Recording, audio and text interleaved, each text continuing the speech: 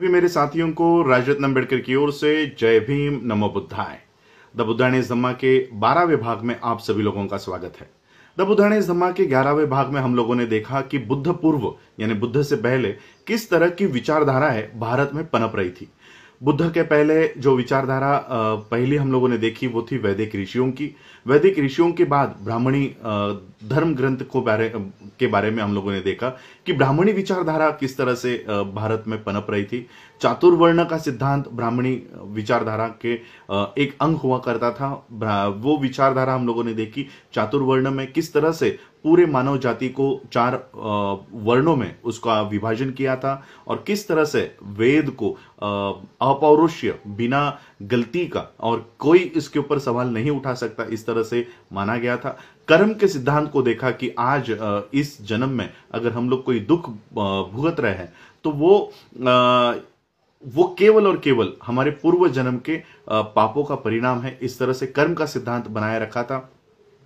शिक्षा का अधिकार शूद्रों को और भारत के सभी महिलाओं को, चाहे वो ब्राह्मणों की हो या शूद्रों की हो, किसी भी महिला को शिक्षा का अधिकार ना हो, इस तरह से ब्राह्मणी विचारधारा काम कर रही थी। उसके बाद हम लोगों ने उपनिषद देखे। उपनिषद का कहना सिर्फ होम हवन करो और मौज मस्ती करो, खाओ पियो, इसी तरह से वो विचारधारा थी। बुद्ध ने इन सभी विचारधाराओं का अध्ययन किया और सभी विचारधाराओं का खंडन बुद्ध ने अपने जीवन काल में किया। ये रही बुद्ध के पहले की पूर्व की विचारधारा, पहले की विचारधारा, बुद्ध बनने से पहले तक की ये विचारधारा हमने देखी। अब हम देखेंगे कि सिद्धार्थ गौतम ने प्रव्रजा जिस समय ली थी उस समय से लेकर बुद्ध बनने तक, यानी बुद्ध के समकालीन जिस समय बुद्ध अस्तित्व में थे, बुद्ध जिंदा थे, सिद्धार्थ गौतम जन्मे थे, उस समय की जो विचारधारा भारत में पनप रही थी, अब हम उस तरफ चलते हैं। जिस समय सिद्धार्थ गौतम ने प्रव्रजा ली थी उस समय भारत में बहुत वैचारिक उथल पुथल हो रही थी। ब्राह्मणी विचारधारा के अलावा 62 यानी 62 ऐसी विचारधारा भारत में थी और इन 62 विचारधाराओं में से 6 ऐसी विचारधारा है जिसके ऊपर आज हम देखेंगे और बुद्धायनीज धम्मा में इस 6 विचारधाराओं के बारे में उसमें लिखा गया है। तो ये 6 विचारधारा किनकी थी ये हम लोग जानते हैं। जो पहली विचारधारा थी उसके जो प्रणेता थे वो थे पूर्ण काश्यप। इनके विचारधारा को, इन सिद्धांतों को अक्रियावाद कहा जाता था। पूर्ण काश्यप का कहना था कि आत्मा पर किसी भी कर्म का, किसी भी काम का कोई प्रभाव नहीं पड़ता। चाहे कोई किसी को खुद मारे या किसी और से मरवाए, खुद चाहे कोई चोरी करे या किसी और से चोरी करवाए, कोई खुद दुष्ट कर्म करे या किसी और से करवाए, आत्मा का किसी भी कर्म से कोई भी प्रभाव आत्मा पर नहीं पड़ता। और इस तरह का यह सिद्धांत इनका था। कोई कितने भी अच्छे कर्म कर ले, आत्मा को किसी भी तरह का पुण्य नहीं मिलता। कोई कितने भी बुरे कर्म कर ले, आत्मा को किसी भी तरह का पाप नहीं लगता। और जब शरीर मर जाता है, जब कोई इंसान मर जाता है, तब शरीर जिस एलिमेंट से, जिस तत्वों से बना हुआ होता है, वो सारे एलिमेंट्स, वो सारे तत्व अपने अपने तत्वों में मिल जाते हैं। आदमी जब मर जाता है तो ना तो शरीर बचता है ना तो आत्मा बचती है। इस तरह का पहला सिद्धांत था पूर्ण काश्यप का, जो अक्रियावाद कहलाता था। दूसरी विचारधारा थी नियतिवाद। नियतिवाद के प्रणेता थे मक्खली गोसल। मक्खली गोसल का कहना था कि न तो कोई कुछ करता है न वो होने से कोई रोक सकता है। हर एक आदमी जो अपने एक्सपीरियंस और जो उनको अनुभव है, उन अनुभवों से उसको गुजरना ही पड़ेगा। कितना भी कुछ भी कर लो, दुख को ना तो आप घटा सकते हो, ना तो बढ़ा सकते हो, ना तो मिटा सकते हो। इस तरह से ये सिद्धांत पूरी तरह से नियतिवाद पर अवलंबन था कि कोई भी आदमी कुछ कर नहीं सकता, जो होना है वो होकर ही रहेगा, कोई इसको रोक नहीं सकता। इस तरह का ये दूसरा विचारधारा मक्खली गोसल इनकी थी, जिसको नियतिवाद संबोधित किया गया है। सिद्धार्थ गौतम के समय तीसरी विचारधारा प्रचलित थी जिसका नाम था उच्छेदवाद। इसके प्रणेता थे अजित केसकंबल। अजित केसकंबल का कहना था कि न तो होम हवन में कुछ रखा है और ना तो स्वर्ग है ना तो नरक है। इनका कहना था कि इंसान दुखों के कुछ तत्वों से बना हुआ है और इसलिए आत्मा को इन दुखों को भुगतना ही पड़ेगा। इंसान चाहे उसके जीवन में कोई अच्छे कर्म करे, बुरे कर्म करे, आत्मा पर इसका कोई प्रभाव नहीं पड़ता। आत्मा को मुक्त होने के लिए 84 लाख योनियों से या महाकल्प के चक्रों से गुजरना पड़ेगा। उससे पहले आत्मा किसी भी दुख का निराकरण नहीं कर सकती। इन 84 लाख महाकल्प के चक्रों से गुजरने के बाद आत्मा सभी दुखों से अपने आप ही मुक्त हो जाएगी। इस तरह से एक ये तीसरी विचारधारा सिद्धार्थ गौतम के समय में प्रचलित थी। एक चौथी विचारधारा सिद्धार्थ गौतम के समय में प्रचलित थी जिसका नाम था अनन्यवाद। अनन्यवाद के प्रणेता थे पखुद काच्यना। पखुद काच्यना का कहना था कि जो इंसान का शरीर है ये 7 तत्वों से बना होता है, पृथ्वी, आप, तेज, वायु, सुख, दुख और आत्मा। ये जो सारे तत्व है ये इंडिपेंडेंट है, ये स्वतंत्र है, एक दूसरे से इसको कोई लेना देना नहीं है। अगर कोई इंसान किसी इंसान को मारता है, चाकू से अगर किसी का गर्दन उड़ा देता है, तो वो इंसान की हत्या नहीं करता, वो केवल एक शस्त्र वो 7 तत्वों में से एक तत्व में घुस जाता है, बस इतना ही वो करता है। इंसान कभी मरता नहीं और इस तरह से कोई किसी को मार नहीं सकता। ये 7 तत्वों से बना हुआ ये जो शरीर है उस तत्वों में ये जो शस्त्र है वो घुस जाता है। तो इस तरह से पखुद काच्यना का कहना था। 5वीं विचारधारा थी विक्षेपवाद। इसके प्रणेता थे संजय बेलापुत्र। संजय बेलापुत्र का कहना था कि अगर उनको लगता है कि स्वर्ग है तो वो कहेंगे स्वर्ग है, अगर उनको लगता है कि स्वर्ग नहीं है तो वो कहेंगे स्वर्ग नहीं है। और वो उनका ये कहना था कि इंसान को अपने बुरे कर्मों का फल भुगतना पड़ता है या नहीं भुगतना पड़ता, इंसान का मरने के बाद क्या होता है। अगर उनको लगता है कि ये सारा ये इसके ऊपर विचार किया जा सकता है तो वहां कहेंगे। अगर उनको लगता है कि इसका कोई काम नहीं है, तो इसका कोई विचार नहीं किया जा सकता, तो वो ना कहेंगे। इस तरह का एक विक्षेपवाद संजय बेलापुत्र ने उनका एक विचारधारा बुद्ध के समय में अस्तित्व में थी। छठी जो विचारधारा थी उसका नाम था चातुर्यम संवरवाद। चातुर्यम संवरवाद ये विचारधारा जिनकी थी वो सिद्धार्थ गौतम के प्रवर्जा के समय बुद्ध जी अपने जब धम्म का देशना जब बुद्ध ने दी तब वो जिंदा थे। उनका नाम है, ये नाम सभी लोग जानते हैं, इनका नाम है महावीर।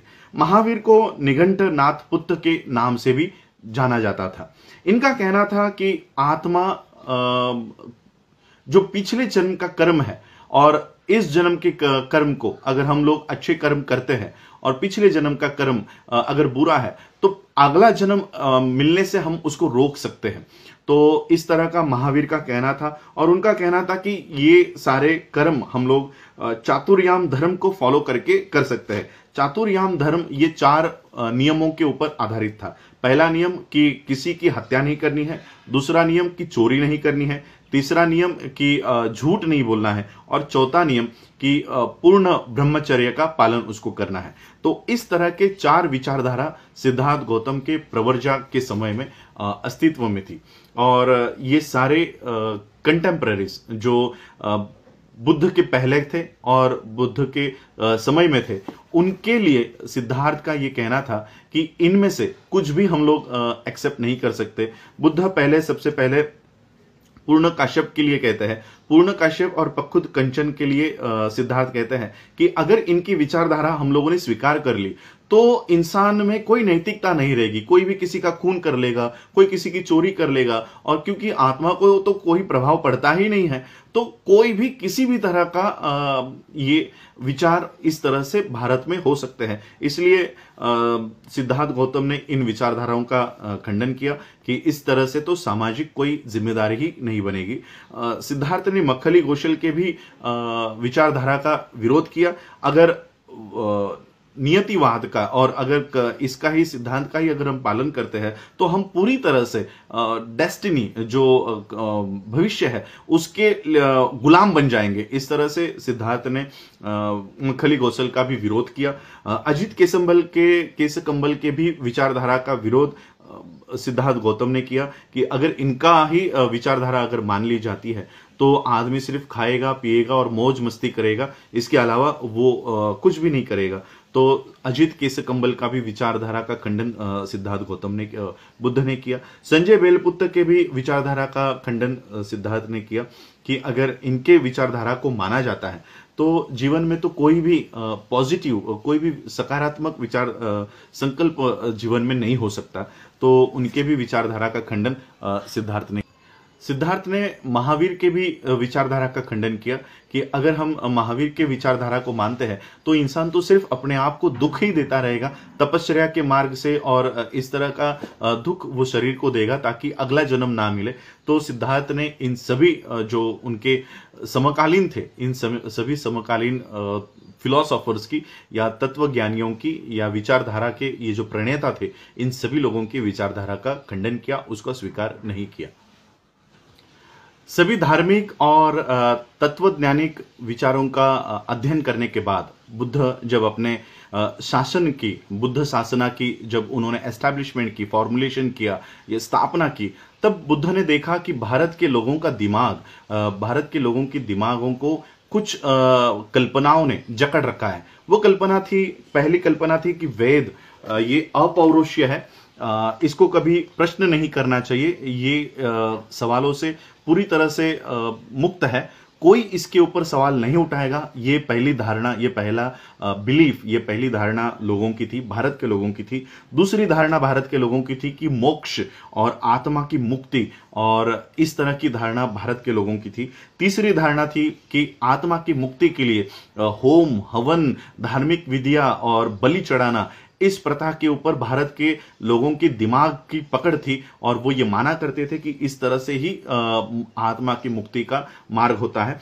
चौथी धारणा थी कि चातुर्वर्ण जो व्यवस्था है, ये आदर्श समाज की व्यवस्था है, ये मान्यता भारत के लोगों की थी। पांचवी मान्यता थी कि ईश्वर या ब्रह्मा के मुख से या ब्रह्मा के ही शरीर से हम सभी लोग उत्पन्न हुए हैं, ये मान्यता भारत के लोगों की थी। ईश्वर ये सभी सृष्टि का रचयिता है, इस तरह की मान्यता उनकी थी। भारत के लोगों की आत्मा, और इस तरह से ये मान्यता आत्मा के ऊपर थी। भारत के लोगों की और एक मान्यता थी कि संसर्ग होता है, कि आत्मा एक शरीर से निकल के दूसरे शरीर में जाता है, यहां से वहां जाता है, इस तरह का संसर्ग, ये संसार होता है आत्मा का। इस तरह की भारत के लोगों की मान्यता थी। भारत के लोगों की कर्म सिद्धांत पर भी मान्यता थी कि पिछले जन्म के कुछ पाप थे, इसलिए इस जन्म में हम लोग भुगत रहे।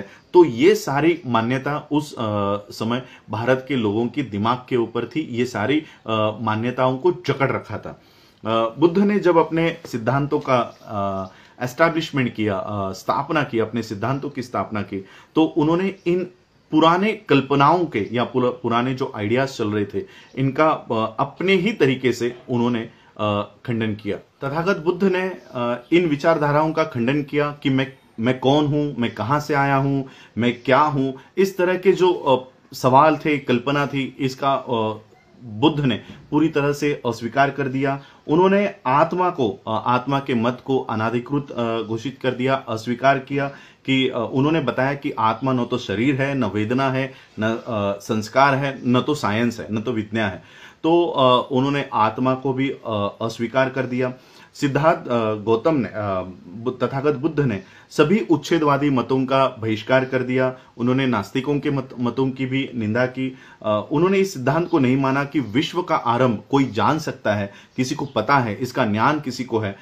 ये सिद्धांत भी सिद्धार्थ गौतम ने नहीं माना। सिद्धार्थ ने इस सिद्धांत का भी खंडन किया कि ईश्वर ने मनुष्य का निर्माण किया है और कोई ब्रह्मा के शरीर से ये मानव जाति का निर्माण हुआ है। इस विश्वास को भी उन्होंने अस्वीकार कर दिया। आत्मा के अस्तित्व को भी उन्होंने अस्वीकार कर दिया। इस तरह से सिद्धार्थ ने इन सारी बातों का अस्वीकार किया। सिद्धार्थ ने कुछ बातों में परिवर्तन किया, वो बातें इस तरह से है। सिद्धार्थ ने कार्य कारण के नियम को मान्यता दी, उनके उप सिद्धांतों के साथ उनको मान्यता दी। कार्य कारण सिद्धांत यानी law of cause and effect, ये आज भी साइंस के बच्चों को पढ़ाया जाता है। इस सिद्धांत को सिद्धार्थ ने माना। सिद्धार्थ ने पूरी तरह से भाग्यवादी जो दृष्टिकोण हुआ करता था उसका खंडन किया। सिद्धार्थ ने अस्वीकार किया कि पूर्व जन्मों के जो कर्म है वो इस जन्म में दुख और कष्ट उत्पन्न करते हैं, ये भी सिद्धार्थ ने अस्वीकार कर दिया। संसरण या आत्मा एक शरीर से निकल के दूसरे शरीर में जाती है, इस संसरण का भी सिद्धार्थ ने पूरी तरह से ये अस्वीकार कर दिया और संसरण रहित पुनर्जन्म के सिद्धांत को सिद्धार्थ ने स्वीकार किया। संसरण रहित यानी आत्मा रहित पुनर्जन्म के सिद्धांत को स्वीकार किया। ये हम आने वाले चैप्टर्स में देखेंगे कि पुनर्जन्म किस चीज का, और उन्होंने ये सिद्धांत माना। और उन्होंने जो कर्म सिद्धांत था, मोक्ष और आत्मा की जो मुक्ति का सिद्धांत था, इसके ऊपर निब्बान का सिद्धांत रखा। इसको अस्वीकार कर दिया, आत्मा की मुक्ति के सिद्धांत को अस्वीकार कर दिया और निब्बान का सिद्धांत सिद्धार्थ ने रखा, जो सारे बुद्ध शासन में फिर इस तरह से उन्होंने अपने सिद्धांतों का एस्टैब्लिशमेंट और स्थापना सिद्धार्थ गौतम ने की। बुद्ध ने किन चीजों को मान्यता दी? बुद्ध ने सबसे पहले तो ये माना, बुद्ध के शिक्षाओं का सबसे महत्वपूर्ण केंद्र बिंदु है मन यानी माइंड। यहां पर इंग्लिश में माइंड लिखा हुआ है। मन, बुद्धि, इस तरह से जो केंद्र बिंदु बुद्ध के शिक्षाओं का है वो है मन। और बुद्ध ने ये माना, बुद्ध ने ये एक्सेप्ट किया कि मन ही वो है जो सभी चीजों को वश में करता है। ये मन ही है जो यदि मन को वश में कर लिया तो सभी प्रवृत्ति अपने आप वो वश में हो जाती है। इसलिए मन की जो ट्रेनिंग है, माइंड की जो ट्रेनिंग है, वो इंसान को सबसे जरूरी है कि माइंड की ट्रेनिंग सबसे जरूरी है। बुद्ध ने ये माना कि मन ही वो है जहां से बुरी प्रवृत्तियों का जन्म होता है और मन ही वो है जहां से अच्छी प्रवृत्तियों का जन्म होता है। अगर कोई बुरे मन से, बुरे भावनाओं से कुछ बोलता है तो दुख उसके पीछे पीछे हो लेगा। जैसे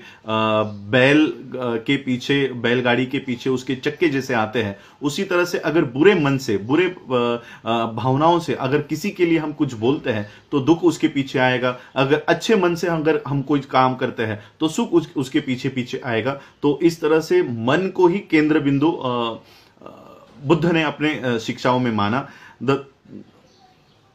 तीसरी जो प्रमुख टीचिंग है बुद्ध की, जो शिक्षा है, वो है कि सभी बुरे कर्मों से मन को बचना चाहिए, मन को अवॉइड करना चाहिए।